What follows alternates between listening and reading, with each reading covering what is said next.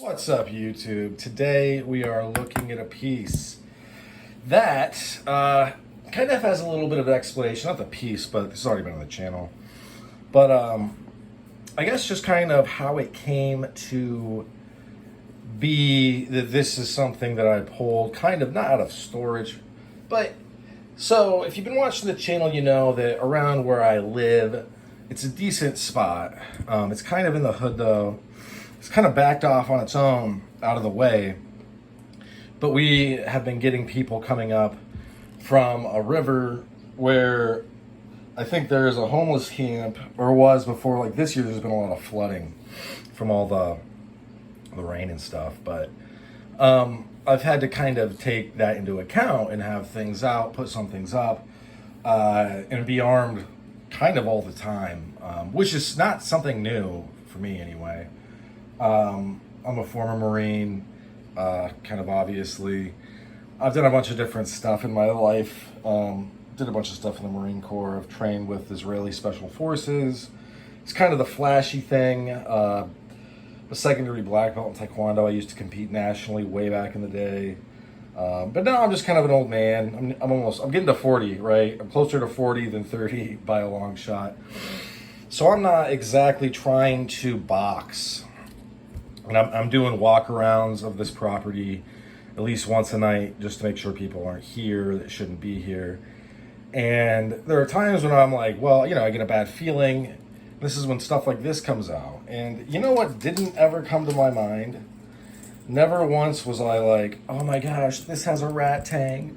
This has a rat tang. I won't be able to take the bones of my enemies and, do the thing where I put it like this, and then I go pa pa pa pa, and then I have two different bones that are smaller for the bone fire I'm making. Obviously, I'm talking about batoning, kind of making fun of it. But this, one of the biggest reasons that I feel a little bit safer than other things, simply, and this is an Ontario piece. I don't know which one it is of theirs. This is 1075-ish steel. And it's stacked leather that's been, I think, spray painted or treated. And then it has an end cap that goes through the rat tail tang. And I've said this on my channel already. I think the rat tail is fine. But I think that is because this is, I'm trying to use this, or I'm prepared to use this for, the reason it's intended, and that is on people in self-defense, the defense of self. And one of the reasons is this. This is a fairly long blade, right? And we've got this belly here. And if I were to come up on somebody, right? I've got my fighting stance. And they've got a brick, because one of my neighbors got beat in the face with a brick. If I use this like a Kali stick or an Eskrima stick, and I attack and I get them in the face, this is going to go straight to the bone. And that's something that only a knife can do, only a big knife can do. And this is a knife designed specifically to do things like that. I understand that it does have a rat tail tang. Some people, like I think the Hinderer version of this knife just came out, and it has a full tang. Unfortunately, you're getting into the area of diminishing returns. The reason it wasn't made like that back in the day is it kind of doesn't make sense to make, to go that far and incurring that much different expense. Like, what are you really gaining? This is not a knife that's made for wood processing. The most that you really should be doing with this, nothing that you'll ever do, is dig a foxhole or open a can of ammo.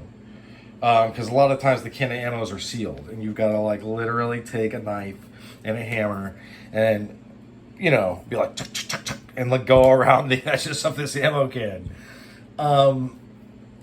That's and I get that that's maybe it's better for an axe, or but they didn't have that in the Pacific Theater during World War II. So, I just don't think that they had an axe.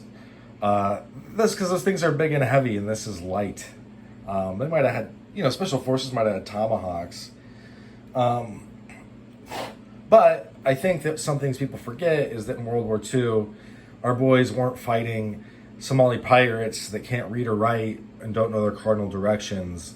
They were fighting, the Japanese Imperial Army, which was super badass, or alternately, they were in the European theater fighting Nazis, who were super badass. These were not, these were the kind of people that were just going to let us walk all over them. We had to kill them, basically. But that's where, if I get a real bad feeling some nights, and this is just totally, this is like veteran moment stuff. I'm putting this by my bed, because if I got to get up and in the middle of the night get to the old in, out,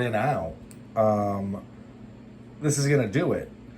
And it's important to remember that even if you don't know, if you've never done an Eskrima drill in your life, you've never taken the bamboo sticks to, and done the drills with someone else, the most effective way to use this is as follows. It's called the sewing machine method. It's where you grab onto somebody, their clothes, their body, their hair would be a great one. If they've got a beard, the beard would be great. And then you're just stabbing and stabbing and stabbing. And with this one, a couple from this and you're going to be done. That's why it was so effective with, the Idaho killer, the guy that killed those sorority people, or I don't know if they were sorority girls, but he killed a couple females and a guy, and he used a knife just like this. And, well, he was, a crazy mentally ill person that was stalking these people and had been for months. So he deserves to be in jail, and that's where he's at. But I'm just saying that this knife is extremely good at inflicting just tons of damage on the human body. And that's why this is still used to this day. There are not veterans. There are Marines that carry this, although I would say most of them, what they're actually rocking is the bayonet. And it's a lot like this, it's just different. But the bottom line is that, yeah, this has a rat tang. This is old tech, basically. And yeah, you can get it with the full tang now from Hinder. It's going to cost like $300+. Or you can get, whatever. The bottom line is that this in and of itself is going to be enough. It's just, them's the breaks. Is it, if you were to go back in time and use this with the leather rod off in the Pacific Theater, maybe. But as for where we are right now, this is an excellent, if you're not wanting to get a gun out, because there are reasons that you wouldn't want to get a gun out. If I had a family, would I have a gun out? Yeah, sure. But I'm not really worried about that. I'm not, I'm worried about myself. And I also don't put myself in situations where all of a sudden, there are things, for instance, my door, to give it a little bit more resistance, I have 2 jacks that are for cars, and I just put them, say this is the door, and it opens like this. I put them on the floor so the jack part faces the door, so if someone were to try to open it, they literally are going to, just get stuck. They're going to have to break it down, splinter by splinter. By that point, I'm up, you know what I mean? And I am grabbing bear mace, and I'm grabbing this, and I'm defending myself. I'm going to be a seasoned opponent. I'm going to be somebody that is, you can consider hardened, so to speak. And that's not what a predator wants. A predator, we think of a predator, we think of badass things, like a movie with Arnold Schwarzenegger. But most predators are opportunists, and they are going to eat garbage over hunting down, very rarely, besides maybe bears eat garbage as well, but, a bear would hunt down a moose baby and deal with the mom and blah, blah. Most people are not bears, though. Most people aren't grizzly bears. And they're not really going to be about it. They want to smash, grab, and get away, because fighting somebody, 1, is extremely dangerous, and 2, you're adding charges that are crazy, and then 3, and where I'm at right now, I have stand your ground doctrine. I have it where I live, I have castle doctrine, and then I have stand my ground elsewhere. So it doesn't make any sense to try to fight somebody like me. It makes more sense to try to steal my shit, and that's what people are going to do. So I got to be ready for that. I got to be, that's why some of my stuff is away. But this is out because it's, I just, look, I've given some of my credentials. There are more. Watch the channel if you really want to know so much about me. But the bottom line is this is an effective tool, even with a rat tang, even though it's 1075. It's not the best steel, even though it is this ugly stacked leather that maybe doesn't even make sense to make anymore, but people are still doing it. This is and also, there's just so much going for this. This neutral handle, you can index where the knife is with the guard. The guard's going to keep your hand nice and safe from jumping over. It's a metal guard. It's also, say, I parry somebody, and it is what it is. But in any event, thanks for sticking with me to the end. That's about all she wrote for this one.